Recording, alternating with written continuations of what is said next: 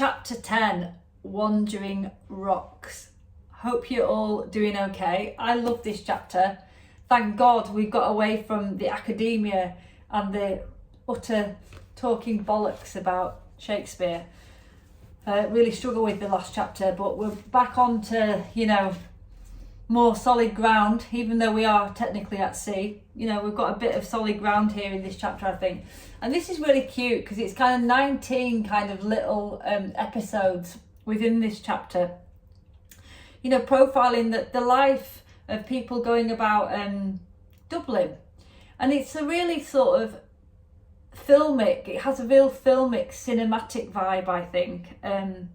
You can just imagine, people's paths crossing in the street, and we follow so-and-so for a bit, and then the sort of camera turns, and then we follow so-and-so, and we meet really different characters, and we don't necessarily need to know them all. I think that's probably important to note. There's some characters in this chapter we do know. Stephen's in this chapter, Stephen Dedalus.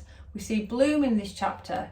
There are other we see Mulligan in this chapter. There are other characters that we don't know, and it doesn't matter. And maybe we don't know yet whether we'll get to know them anymore or not. But it just adds a little bit of spice and variety, so that we've got this impression, because life is full of stuff going on. And I think Joyce, if anything, like Ulysses to me is such a special book, because it kind of reflects human existence, and it reflects what it's like to be, the internal workings of the human mind, but also the human experience. And I think he does a great job of putting that together in this chapter. The other thing I really like about Joyce, I've said this for ages, is his style. A lot of writers can write really great books that have really good plots and, really entertaining or really clever concepts. But for me, it's the poetry in Joyce's writing, and how he chooses to write is dictated by what he's writing about. And he just has fun. You just get the impression that he's like having fun dicking about with words, because he's so fucking clever, and he knows his stuff, and he just has fun with it. And I love that. I respect that hugely, with art, with music, with writing, people who can let go and just be free and just do what they want.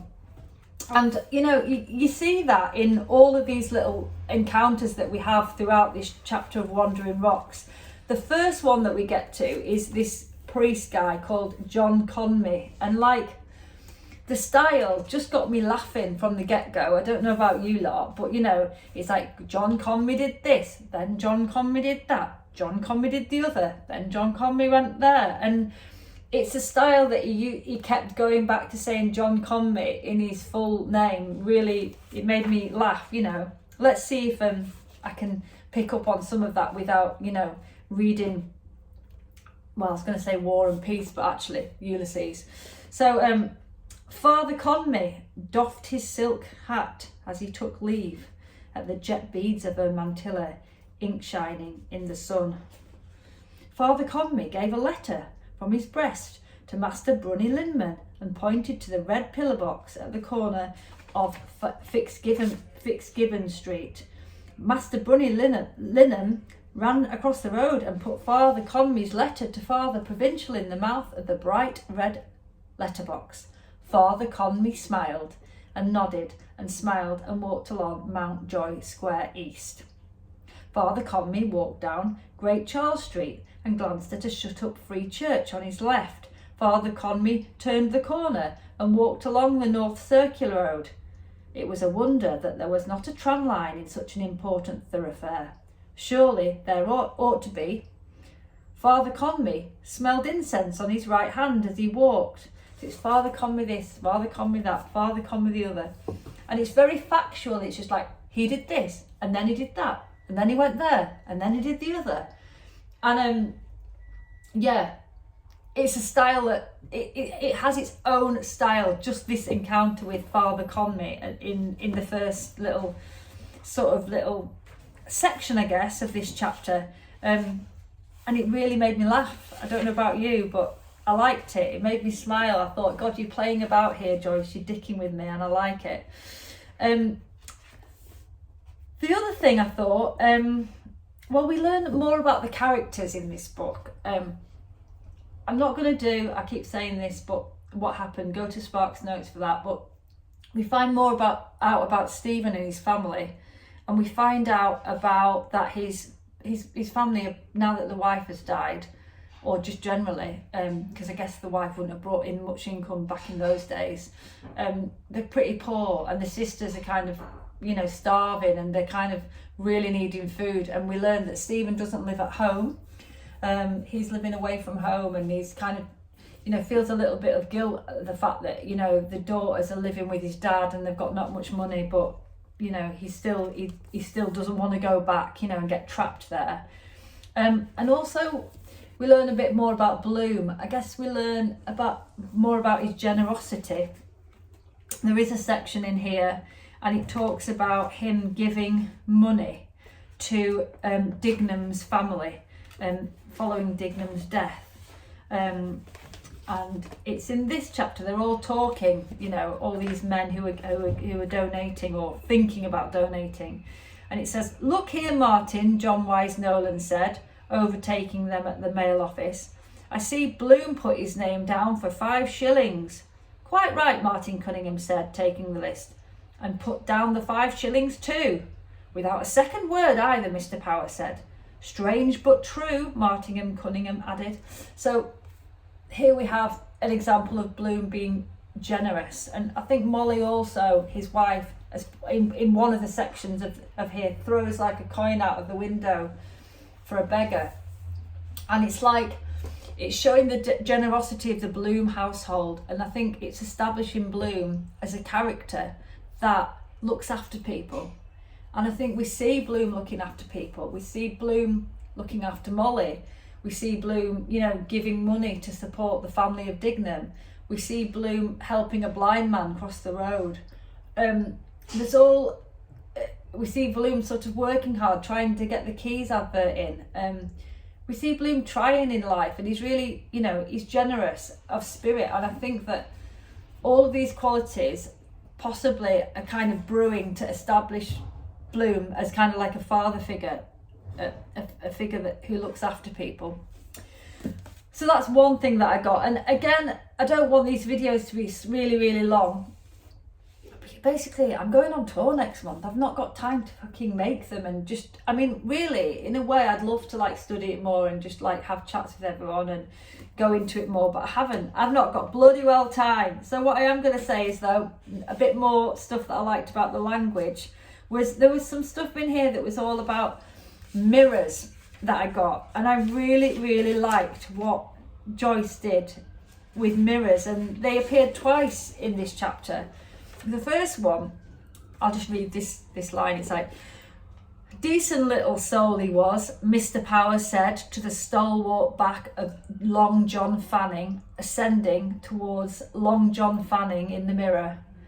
The idea of describing yourself as ascending towards yourself in a mirror, I think, is genius.